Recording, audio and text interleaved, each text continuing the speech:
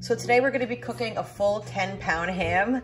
For no reason at all, we're gonna have a huge ham for dinner. It'll last us a couple days though, so that's okay. I'm going to take the fat here on the sides and I'm just gonna cut it and trim all the fat, or as much of the fat, off the ham as I can.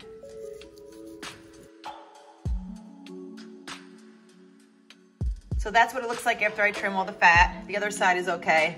Most of the fat was on this side.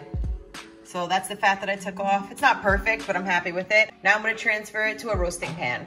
I put a piece of parchment paper down on a really nice big roasting pan. Normally when I do this ham, I would usually do it on its side and bake it for 2.5 hours at 325. But sometimes when I'm doing these videos, I like to search how other people are doing their videos just to get some ideas and see if there's anything I can learn from the recipe. This is one of those times. It was Food 101 with Duranda. I think that was the name. Anyway, I'm gonna link it in the description. So if anyone wants to check out her video, you can. But instead of putting the ham on its side, she puts it face down like this. So I like the way that she did it. This is also another tip that I got from her. She puts a ½ cup of water in the bottom, which I think that's a great idea to help it from drying out. And now I'm gonna tinfoil tent this.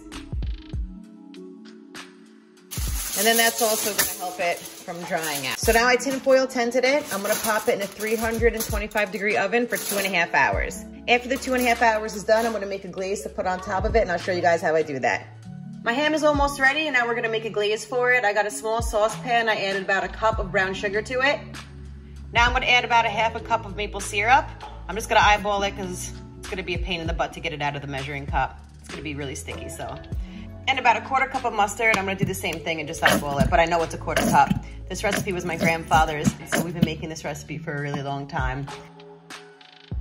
I'm gonna heat this up on the stove a little bit. You could do this in the microwave too if you want. Just pop it in for about a minute. It does pretty much the same thing. So if you're not into putting it on the stove, put it in the microwave, no big deal.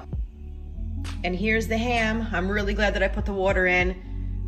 It doesn't look dry at all. I feel like it did a really great job of keeping it nice and moist. So now I'm gonna score this. Scoring a ham is very easy. You can go down about 1 inch. All you do is make a diamond cut into the ham all the way across. That way when you put the glaze on it, everything just like sits really well into it. The way that my grandfather used to make this recipe is putting little cloves into each of the little diamond parts here. You'd find a little end right here and put a clove, and in there put a clove, and here put a clove. I think the recipe calls for about 6 cloves. I don't like cloves. I just don't like the taste. I never cared for the taste. So if you like cloves and you want to add cloves, be my guest, enjoy it. That's the way it's supposed to be done, but for me, I just prefer it without. This is almost done. I'm just gonna whisk this till the sugar dissolves and break up any large chunks of that brown sugar. So while this is going, I have my oven preheating to 400 degrees. That looks good to me. I'm gonna take some of the glaze. I'm gonna pour it on top. Make sure you don't pour the whole thing because we're gonna baste this kinda. So I'm gonna pour maybe half of it all over the ham, just like that.